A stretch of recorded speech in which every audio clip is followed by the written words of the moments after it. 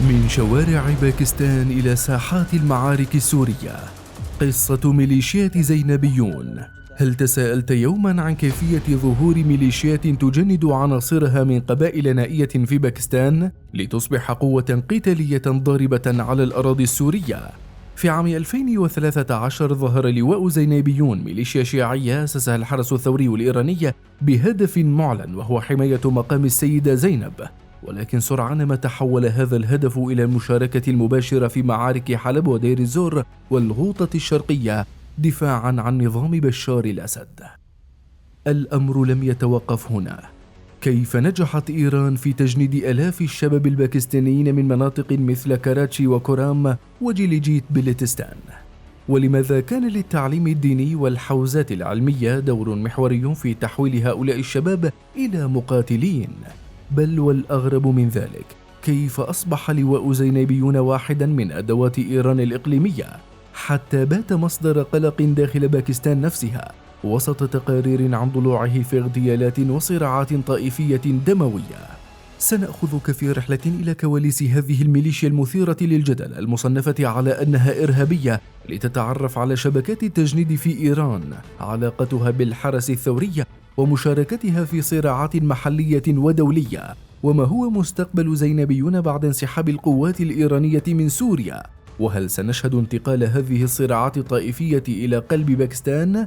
ابق معنا لنكتشف تفاصيل مثيرة وصادمة عن ميليشيات زينبيون وتأثيرها العميق على المنطقة بأسرها. أسست ميليشيات زينبيون ومعظم عناصرها من شيعة باكستان من قبل الحرس الثوري الإيراني عام 2013 في سياق الدعم العسكري اللامحدود الذي قدمته طهران للنظام السوري خلال سنوات الثورة. ينتمي معظم عناصر هذه المجموعة إلى قبائل توري وبانجش الشيعية البشتونية التي تسكن في منطقة كورام، ومركزها مدينة باراتشينار القريبة من الحدود مع أفغانستان. كان الهدف المعلن لتأسيس هذه الميليشيات هو حماية مقام السيدة زينب جنوب العاصمة السورية دمشق، ولكنها خاضت معارك ضد الثوار في سوريا دفاعا عن نظام الرئيس السوري المخلوع بشار الأسد. كانت زينبيون في البداية رديفة لميليشيات فاطميون التي كان معظم عناصرها من شيعة أفغانستان، لكن فيما بعد صار لها كيان خاص تحت مسمى لواء زينبيون، ويشار إليهم في الإعلام الإيراني غالبا بوصفهم مدافعين عن مقام السيدة زينب. والمؤكد هو أن لواء الفاطميون والزينبيون ظهر بداية الصراع السوري، وفي البداية قاتلوا إلى جانب جماعات مسلحة أخرى موالية للنظام السوري، ثم ظهروا كجماعة مستقلة في عام 2013 بقيادة قادة عسكريين إيرانيين. كانت مجموعة زينبيون الباكستانية، وهي المجموعة الأصغر بين المجموعتين في البداية، جزءا من مجموعة فاطميون الأفغانية، لكن الباكستانيين لم ينسجموا مع الأفغان، لذا قرر الحرس الثوري الإيراني فصلهم. واعترفت إيران ضمنا بارتباط هذه الميليشيات بها في يناير كانون الثاني 2020، عندما ظهرت راية هذه المجموعة في الخلفية في مقابلة صحفية لقائد القوة الجوية التابعة للحرس الثوري أمير علي حاجز زادة، إلى جانب أعلام مجموعات مسلحة أخرى مدعومة من إيران في أعقاب اغتيال قائد فيلق القدس قاسم سليماني. التجنيد في إيران والضرب في بلاد العرب. إن المجندين في لواء زينبيون يأتون بشكل رئيسي من الشيعة الباكستانيين، خصوصا من مدينة باراتشينار في منطقة كورام، ويقوم هؤلاء الشيعة بالسفر إلى إيران سنويا لزيارة الأضرحة هناك. وقد أصبحت هذه الممارسة الدينية مصدرا للتجنيد، حيث يبقى العديد من الشباب في إيران كطلاب في الحوزات العلمية أو يحصلون على عمل ما، مما يتزامن مع مراحل التدريب والتربية العقدية والانضمام إلى لواء زينبيون.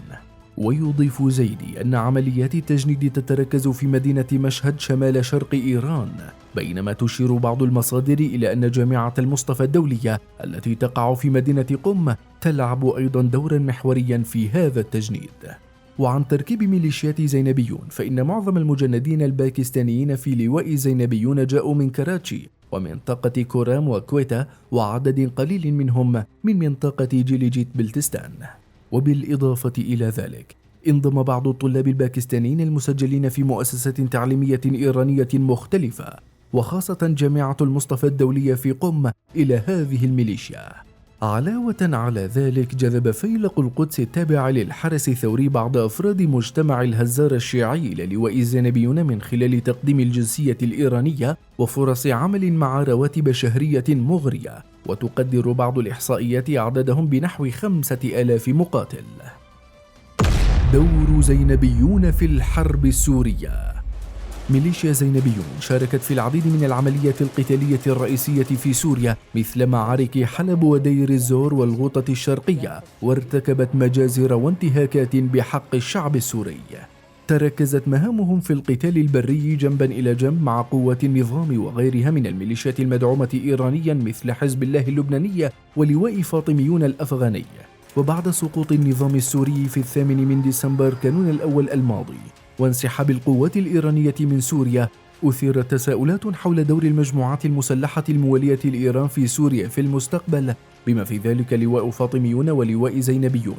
وتثار هذه التساؤلات خاصة وأن الغالبية العظمى من ميليشيات زينبيون ينتمون إلى المجتمعات الشيعية في باكستان، مما يفتح الباب أمام احتمالات وتكهنات حول دور هذه العناصر في الصراعات الطائفية في باكستان وإمكانية انخراطهم في المواجهات بين الشيعة والسنة هناك، كما حدث أخيرا في منطقة كوران بإقليم خيبر بختونخوا الشمالي الغربي. أدرجت وزارة الخزانة الأمريكية لواء زينبيون في القائمة السوداء في يناير كانون الثاني 2019، بينما صنفتهم الحكومة الباكستانية في 29 من مارس آذار الماضي في قائمة المنظمات الإرهابية، واعتقلت بعض عناصرها بتهمة القيام بأعمال إرهابية داخل الأراضي الباكستانية.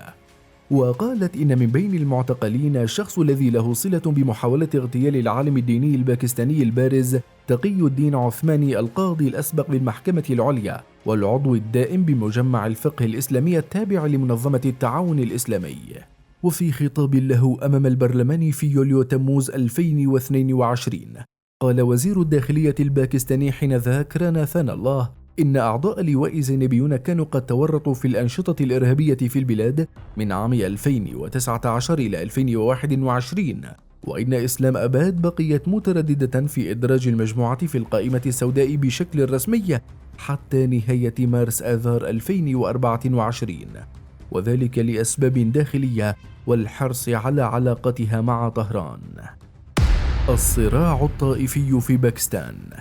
برز اسم ميليشيات زينبيون في الآونة الأخيرة بعد الاشتباكات التي شهدتها منطقة كورام بين مسلحين من قبائل شيعية وأخرى سنية وقعت في نوفمبر تشرين الثاني الماضي، واستمرت عدة أيام وخلفت 46 قتيلا وأكثر من 200 جريح من الطرفين. وتتزايد المخاوف من تصعيد الصراع الطائفي وانخراط عناصر لواء زينبيون في مواجهة حركة طالبان باكستان في منطقة كورام بعد عودتهم من جبهات القتال في سوريا، فهم مدربون ولديهم خبرة قتالية جيدة وتعبئة عقلية وفكرية، مع الأخذ بعين الاعتبار أن المقاتلين هناك سواء من القبائل الشيعية أو السنية يحتفظون بترسانات كبيرة من الأسلحة. ولا شك أن هذه الصراعات تؤدي إلى استمرارية دوامة العنف، حيث يدفع الشباب بدافع ما يعتبرونه ضرورة إلى الانضمام إلى إحدى المجموعات المسلحة، ويعتبر لواء زينبيون أحد أبرز المستفيدين من حيث التجنيد في هذه الحالة، كما يؤكد مصدر باكستاني. وليست بقية المناطق في باكستان بمنأى عن الصراع الطائفي مثل إقليمي بنجاب والسند، حيث تشهد بعض المدن والمناطق فيهما مثل مدينة كراتشي العاصمة الاقتصادية لباكستان نزاعات بين السنة والشيعة تتحول بعضها إلى اشتباكات مسلحة واغتيالات متبادلة. وأفادت بعض التقارير بأن الحكومة الباكستانية اكتشفت أن عناصر من لواء زينبيون نفذت موجة اغتيالات استهدفت شخصيات سنية بارزة، ويعتقد أن لواء زينبيون يتلقى دعما في مناطق مثل كورام وجيليجيت بلتستان مع تكثيف جهوده في التجنيد تزامنا مع تصاعد التوترات الإقليمية والدولية، خاصة في ظل الصراعات الإقليمية والعلاقات المتأرجحة بين إيران وباكستان التي وصلت في يناير الماضي إلى حد تبادل القصف الصاروخي بين البلدين. بالنسبة لأجهزة الاستخبارات الباكستانية، كان ظهور لواء زينبيون في سياق الصراع الشديد في سوريا يمثل تحديا سياسيا وأمنيا، فقد يؤدي حشد المقاتلين الشيعة إلى تحفيز المسلحين السنة على تصعيد أنشطتهم الطائفية واستهداف الشيعة الباكستانيين، مما قد يعيد شبح العنف الطائفي الذي شهدته باكستان في تسعينيات القرن الماضي. عودة المقاتلين الشيعة الباكستانيين من سوريا قد تؤدي إلى انتقال التنافس بين تنظيم الدولة الإسلامية وكتائب زينبيون في سوريا إلى باكستان، حيث قد يستمر هذا التنافس في شكل عمليات قتل انتقامية وتفجيرات متبادلة. وبالرغم من التحليلات التي ترجح احتمال انخراط عناصر زينبيون في الصراعات الطائفية في باكستان بعد عودتهم من سوريا، فإنه ليس من المستبعد أن يتم الزج بعناصر منهم في صراعات مسلحة في مناطق أخرى ضمن استراتيجية الحرس الثوري الإيراني، لأنه لا توجد ثمة أدلة أو قرائن تشير إلى رغبة إيران في حل لواء زينبيون والاستغناء عن خدماته.